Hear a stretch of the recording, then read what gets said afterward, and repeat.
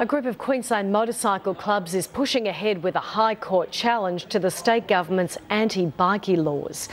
They've secured the backing of a high-profile legal team and are assembling a $500,000 war chest for the showdown.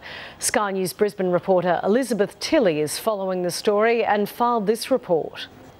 This challenge is expected to be launched in the High Court within weeks and is being led by the United Motorcycle Council of Queensland, which represents 14 motorcycle clubs across the state.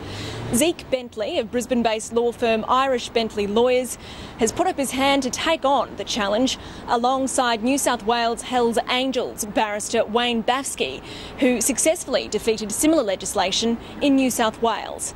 Now, Mr Bentley says he's taken on the case because he believes Queensland's tough anti-bikie laws erode the powers of separation in Queensland by empowering political interference into the administration of justice. I'm extremely confident we will succeed because those rights are fundamental, and I believe that the High Court will uphold those rights. I'm a big believer in the freedom of association, the protection of individual rights, and the important checks and balances that we should have in our system.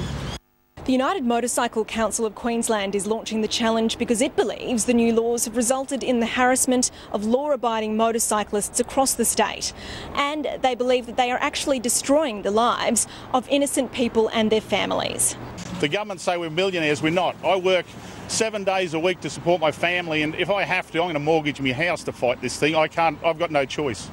But the Queensland government isn't likely to back down as a result of this challenge. Last night, Attorney General Jared Blay said the government was ready to fight back.